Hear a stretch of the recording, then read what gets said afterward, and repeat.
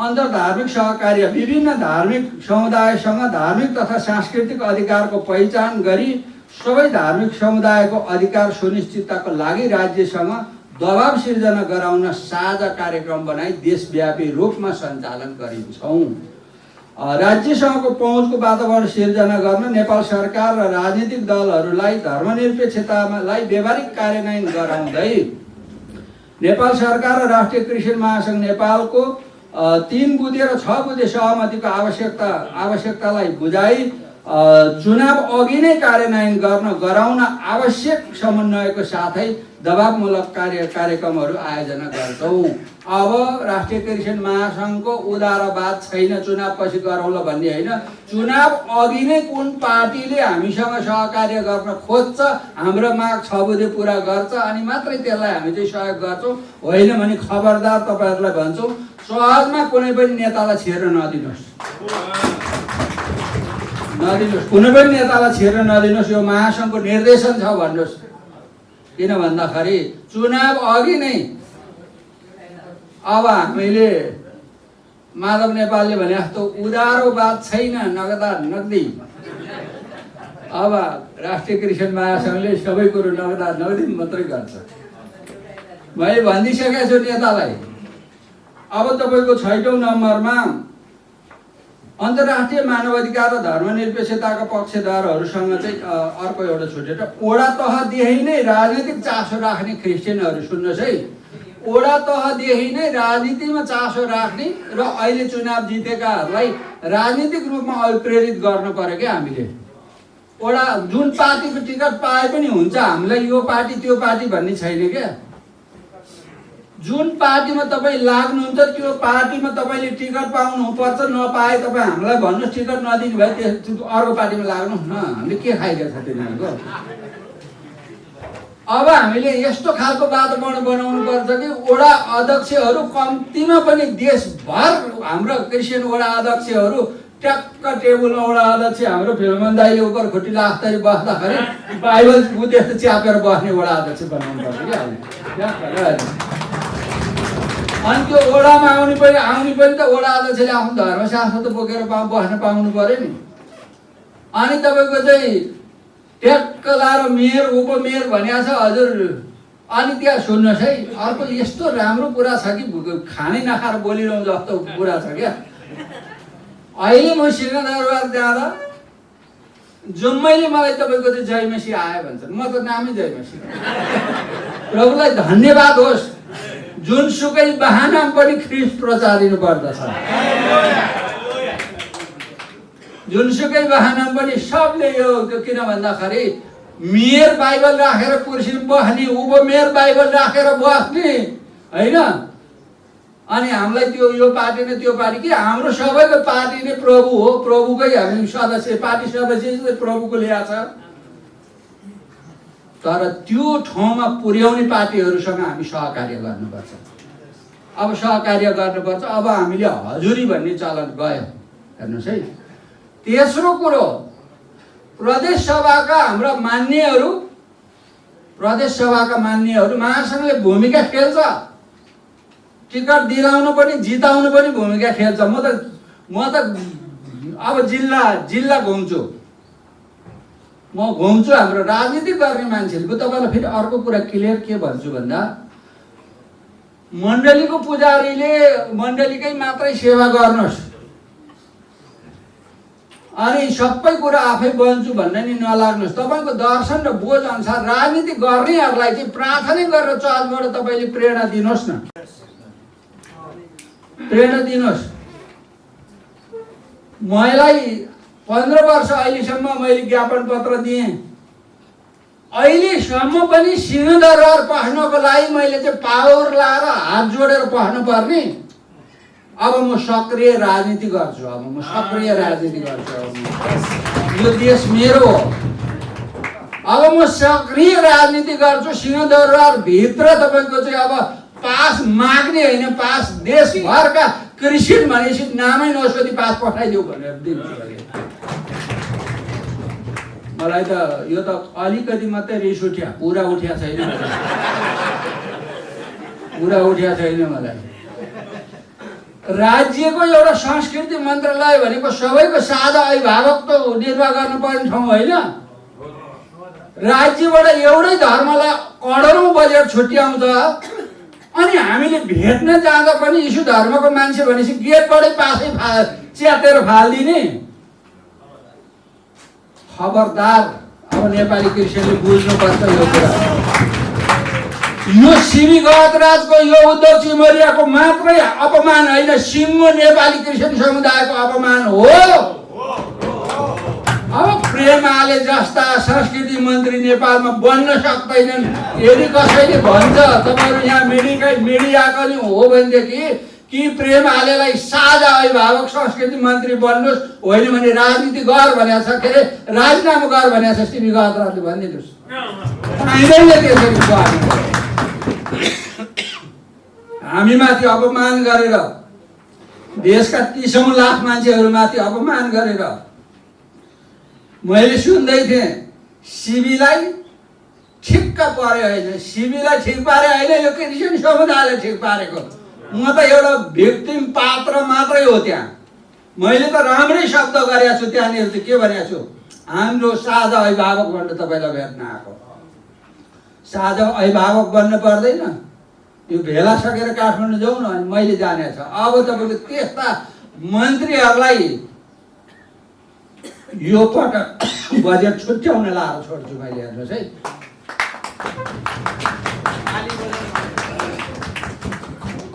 यो चाहिँ मेरो घरले बजा ताली होइन है, तपाईँहरूको सुरले बजाएको ताली हो। फेरि ताली बजाइदिने हामीले भनेर मक्ख पर्नु होला नि। अब सिद्धिन आँट्यो मेरो। अब अन्तर्राष्ट्रिय मानवाधिकारको विषयमा पनि हामीले यस्तै खालका सहकार्यहरू गर्छौँ। जस्तो हाम्रो सहअध्यक्ष रिता काबजीले हामीले थुप्रै सहकार्यहरू गरिरहेछौँ। र अलिकति दिदीबहिनीहरूको विषयमा म भन्न चाहन्छु, राष्ट्रिय क्रिस्चियन महासङ्घको अहिलेसम्म अत्यन्तै राम्रो दिदीबहिनीहरूको एउटा भूमिका छ र प्रार्थना पनि अब दाजुभाइले भन्दा दिदीबहिनीले महासङ्घलाई बढी गरेका छ भन्ने चाहिँ मलाई लाग्छ। दाजुभाइले पनि गरेका छ, फेरि हामीलाई त प्रार्थना गरेन भन्नु भयो होला। त्यस्तो लाग्यो भने हजुरहरूले अलिक बढी जोडले प्रार्थना गर्न थाल्नु होला। हामीले सबै कुराको श्रेय हामी प्रभुलाई दिन्छौँ, प्रभुलाई नै मान्य दिन्छौँ। हामीलाई जित्न पर्ने केही पनि छैन। हाम्रो प्रतिस्पर्धा कोसँग छ म अहिले भन्दिनँ, तपाईँहरू बुझ्नुहुन्छ। तर कुनै क्रिस्चियन सङ्घ संस्था मण्डलीसँग हाम्रो प्रतिस्पर्धा होइन। हामी सबै मिलेर यो देशलाई जित्नुपर्छ। जित्छौँ जित्छौँ जित्छौँ हामी। अब रह्यो कुरा, मैले यो राष्ट्रिय भेलाको विषयमा केही कुरा भन्नुपर्छ। राष्ट्रिय भेला तपाईँहरूलाई थाहा छ, नेपालको इतिहासमा राष्ट्रिय क्रिस्चियन महासङ्घ नेपालले आज 14औं वर्ष, योभन्दा अगाडि 1 वर्ष हामीले त्यतिकै बुझायौँ ज्ञापन पत्र, 15औं वर्ष ज्ञापन पत्र बोकेर राजनीतिक दलको ढोका ढोकामा, सरकारको ढोका ढोकामा, नेताको ढोका ढोकामा हामी पुग्यौँ। निरन्तर 15औं वर्षसम्म हामी निरन्तर पुग्यौँ र हाम्रो एउटै उद्देश्य के हो भन्दाखेरि हाम्रो अभियान नेपाली क्रिस्चियन समुदायको स्वाभिमान र पहिचान। तपाईँहरूले के कुरो बुझ्नुपर्छ भन्दा महासङ्घ के को लागि भन्दा हाम्रो अभियान नेपाली क्रिस्चियन समुदायको स्वाभिमान र पहिचान। न त्यहाँ महासङ्घको कुरो छ, त न त्यहाँ एनसिएफको कुरा छ, न त्यहाँ कुनै पनि एउटा पार्टीको कुरा छ। सम्पूर्ण नेपाली क्रिस्चियन समुदायको स्वाभिमान र पहिचान। हाम्रो स्वाभिमान भनेको के हो? जस्तो तपाईँहरूले देख्नुभयो, क्रिसमसमा हामीले देशव्यापी रूपमा चाहिँ राष्ट्रव्यापी रूपमा के गर्यौँ? चोक चोकमा क्रिसमस मनायौँ, चर्च चर्चमा क्रिसमस मनायौँ, र्याली गऱ्यौँ। अन्तिम दिन राष्ट्र प्रमुख आएर चाहिँ सम्बोधन गरिदिनु भयो। राष्ट्र प्रमुख आएर यीशु ख्रीष्ट पवित्र हुनुभयो, होइन नेपाली क्रिस्चियन समुदायको सम्मान बढेको छ। नेपाली क्रिस्चियन समुदायको स्वाभिमानलाई माथि उठाएको छ। बसौँ।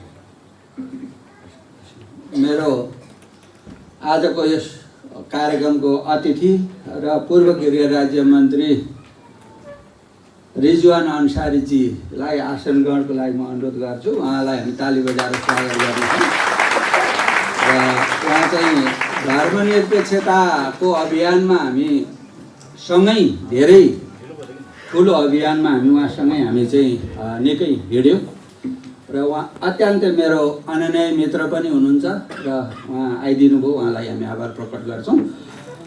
र म केही कुराहरू भन्न चाहन्छु। र क्रिसमसको सार्वजनिक छुट्टीको कुरा तपाईहरुले देख्नुभयो। क्रिसमसको सार्वजनिक छुट्टी प्रधानमन्त्रीका पुग्यौँ, गृहमन्त्रीका पुग्यौँ, हामी सबै ठाउँ पुग्यौँ।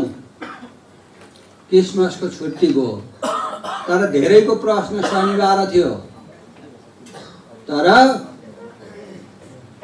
शनिबार भए नि राज्यले स्वीकार गरेर मन्त्री परिषदले चाहिँ दिएको सार्वजनिक बिदा यो क्रिसमस हो भनेर राज्यलाई स्वीकार गराउन हामी सफल भयौँ। यसले हाम्रो स्वाभिमान बढेको छ, यसले हाम्रो अधिकार बढेको छ। हामीले त्यो ठुलो कुरा जित्नु छैन। यहाँनिर महासङ्घले गरेका काम फलाना संस्थासँग प्रतिस्पर्धा, फलाना चर्चसँग होइन। हाम्रो प्रतिस्पर्धा हाम्रो स्वाभिमानसँग छ, हाम्रो अधिकारसँग छ। अब रह्यो राष्ट्रिय क्रिस्चियन महासङ्घ के हो? 6 बुँदा सहमतिमा तपाईँले हेर्नुभयो भने पहिला नै नेपाली क्रिस्चियन समुदायको पवित्र चर्च गुठीलाई स्वतन्त्र चाहिँ मण्डलीको रूपमा चाहिँ गुठीको रूपमा चाहिँ स्वीकार्ने भनेर राज्यसँग सहमति भएको छ। त्यो नेपाल देशभर रहेका सबै मण्डलीहरू एकता भने त्यही हो। हाम्रो चाहिँ एउटै विषयलाई, सबैलाई आवश्यक भएको विषयलाई हामीले जसरी बोकेर हिँडेका छौँ यो सबै नेपाली क्रिस्चियनको लागि हो। त्यसले गर्दाखेरि हामीले यसलाई तपाईँको चाहिँ अन्य हिसाबले लिनु। दोस्रो, राष्ट्रिय क्रिस्चियन आयोग गठन गर्ने। क्रिस्चियन आयोग गठन गर्दाखेरि नेपाली क्रिस्चियन समुदायको अधिकारको लागि त्यसले बोल्छ, त्यसले लड्छ, त्यसले नीति बनाउँछ, त्यो सबैको लागि हो। यहाँ कुनै पनि संस्था महासङ्घ यो तेरो मेरोको कुरै छैन। यहाँनिर अर्को राज्यबाट विनियोजन हुने सबै बजेटहरू चाहिँ समान ढङ्गसित छुट्याउन लाउने। त्यो तपाईँको सबै मण्डलीहरूलाई समान ढङ्गसित छुट्याउँदा यहाँ त कुनै सङ्घ संस्थाको कुरै छैन। यहाँ त सबै मण्डलीलाई, सबै क्रिस्चियन समुदायको लागि यो त महत्त्वपूर्ण कुरा हो। यो त हाम्रै लागि हो। यो कुरा हामीले बुझ्नु जरुरी छ। अब रह्यो कुरा के हो भन्दाखेरि अब हामीले 15औं वर्षसम्म ज्ञापन पत्र बुझाउने अब देख्नुहुन्छ तपाईहरुले महासङ्घले अब यो वर्षबाट ज्ञापन पत्र बुझाउन छोडिदियो, बुझाउँदैन। अब हामी खेतमा पहिला धानको 1 वर्ष धान फलेन, 2 वर्ष फलेन, 3 वर्ष फलेन भने 4 वर्षमा धानको बिउ अर्को ल्याएर रोप्थे अनि अर्को वर्ष राम्ररी फल्थ्यो। यो राष्ट्रिय भेलाले नयाँ एउटा योजना पारित गर्नेछ, नयाँ रणनीति पारित गर्नेछ। त्यसले नेपाल सरकारसँग भएको 3 बुँदा र 6 बुँदा कार्यान्वयन गर्नेछ। नेपाली क्रिस्चियन समुदायको अधिकारलाई सुनिश्चित गर्नेछ, हाम्रो स्वाभिमान बढाउनेछ। यो भेला के को लागि भन्दा नीति बनाउने, रणनीति बनाउने, योजना बनाउने। यो भेलाबाट फर्किँदाखेरि 3 महिनाभित्र 77 जिल्लामा हाम्रो चाहिँ महासङ्घका लिडरसिप तयार हुन्छन्। स्थानीय तहमा ओडामा हाम्रो मान्छेहरू, ओडा अध्यक्षदेखिको चाहिँ बजेट हाम्रो चर्चलाई खोजी लिन आऊ भन्ने बनाउँछौँ हामी। हेर्दै जानु। ओडा अध्यक्ष गएर चर्चमा गएर अब यहाँ यो चर्चलाई छुट्यायो भने त यहाँ त देशभर यिनीहरूले त उधुम मचाउँछन्। अब आइदेऊ न बाबु, अलिकति पैसा ल्याइदेऊ। अब अर्को वर्ष हेरिराख्नु होला। मैले यो कुलपितबाट बोल्दैछु। म तपाईहरुको सबैलाई मैले प्रश्न के बनाउँछु भन्दा अहिले क्रिसमसको छुट्टी 1 दिनको पाइयो। जति थप्नु पर्छ अंकाजीसँग सल्लाह गरौँला, अझै बढाउँला। यो वर्ष इस्टरको छुट्टी गरेर छोड्छौँ। हेर्नुहोस् तपाईँहरू, गरेर छोड्छौँ। तपाईँहरू प्रार्थना गर्नुहोस्। हामीले क्रिस्चियन समुदायसँग त्यस्तो केही मागेको छैन। तपाईँहरू प्रार्थना गर्नुहोस्। अब यो देशमा अब हामीले यस्तो रणनीति बनाउँछौँ कि तपाईँको चाहिँ जहाँ कि क्रिस्चियनलाई नदी सुखै छैन।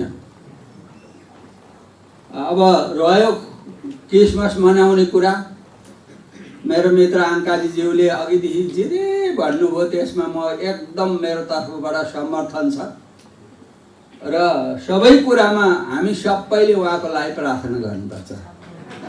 अब खुल्ला मञ्चमा मनाउने कुरा छ। अब उहाँको र मेरो मित्रताको हिसाबले उहाँ पनि धर्मनिरपेक्षताको अभियन्ता, म पनि धर्मनिरपेक्षताको अभियन्ता। उहाँको र मेरो काम यो आज यो भेलाको उद्घाटन सत्रबाट मलाई साट्न मन लाग्यो। अब यो वर्षको क्रिसमसको संयोजक चाहिँ आङ्काजी शेर्पा, आङ्काजी शेर्पा संयोजक, डाक्टर फिलोमन छेत्री, रेभरेन्ड अनुप तामाङ, सिबी गहतराज, हामी चाहिँ त्यो महोत्सवको चाहिँ सदस्यहरू हौँ हामी। हजुरहरूलाई नमस्कार, जय मसी। उहाँले क्रिसमसको संयोजक उहाँ बनिएर अघि लागेर हिँड्नुपर्छ। खुल्ला मञ्चमा हामी मनाउँछौँ है। हो, अब यो चुनावभन्दा अगाडि हुन्छ, फेरि उधारो काम हुँदैन, उधारो काम हुँदैन। क्रिसमस अगाडि उहाँ संयोजक बन्ने, हामी सदस्य बनेर क्रिसमस मनाउने, अनि त्यो मिठो क्रिसमसको भोज सम्झेर आङ्काहरूलाई भोट हाल्दिने। अब त्यति मात्रै होइन, लोसर पर्व कहिले हो भन्नु, सिबी गहतराज त्यसको चाहिँ संयोजक बन्न तयार छ। नेपाली क्रिस्चियन समुदायले लोसर मनाउन हामी साथ दिन्छौँ, हामी साथ दिन्छौँ।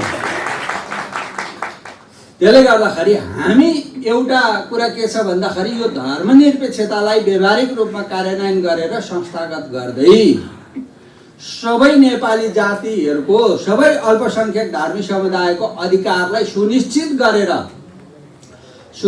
गरेर हामी अगाडि जानलाई यो भेलाले एउटा यस्तो रणनीति बनाउँछ कि आङ्काजीले भने जस्तो यो भेला चाहिँ के को लागि भने उत्सव जस्तो होइन, उत्सव जस्तो होइन। उत्सव चाहिँ रमाइलो खुसी बाँड्ने हो, भेला चाहिँ नीति बनाउने हो, योजना बनाउने हो। अब कसरी चाहिँ हाम्रो लक्ष्य प्राप्ति गर्ने हो त्यो विषयमा हामी छलफल गर्छौँ। अघि नै धेरैचोटि भन्नुभयो, बाइबलमा एकपट्टि हान्दा अर्कोपट्टि थाप्नुपर्छ। यो भेलामा तपाईँहरू सबैले बाइबल पढ्या छ, एकपट्टि हान्दा अर्कोपट्टि थाप्नुपर्छ, अर्कोपट्टि नि हान्दा यता थाप भनेको छैन बाइबलमा, के मैले पनि पढेको थिएँ। यो भेलाको मुख्य उद्देश्य चाहिँ बाइबलले यतापट्टि हान्दा उतापट्टि थाप भनेको छ, उतापट्टि हान्यो भने अब कता थाप्ने भनेर छलफल गर्ने बेला हो यो चाहिँ। अब के गर्ने, कतापट्टि थाप्ने त? अब यता पनि हान भनेको छ, यता हानिसक्यो, उतापट्टि थाप भनेको छ, त्यता पनि हानिसक्यो, अब कता हान्दाखेरि के गर्ने भन्ने निर्णय यो भेलाले गर्छ।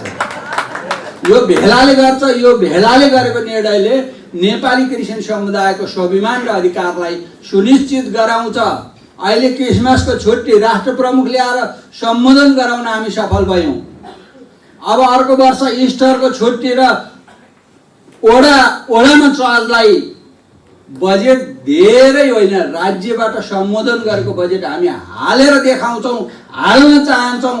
अनि मात्रै तपाईँको चाहिँ नेपाली क्रिस्चियन समुदायको यो राष्ट्रिय क्रिस्चियन महासङ्घ नेपालले एउटा यस्तो रणनीति बनाउँदैछ कि जो धर्मनिरपेक्षताका पक्षधर, धार्मिक विभेदका मारमा परेकाहरूका चाहिँ पक्षधर, जो एउटा तपाईँको चाहिँ धार्मिक समानताका पक्षधरहरूको चाहिँ एउटा एलायन्स बनाउँछौँ। र त्यो एलायन्सले के गर्छ भन्दा यो तेरो धर्म यो मेरो धर्म भन्दैन, छठ पर्वलाई पनि देउ छुट्टी भन्न जान्छ सबैजना, लोसरलाई पनि देउ छुट्टी भन्न जान्छ, इस्टरलाई पनि देउ छुट्टी भन्न जान्छ।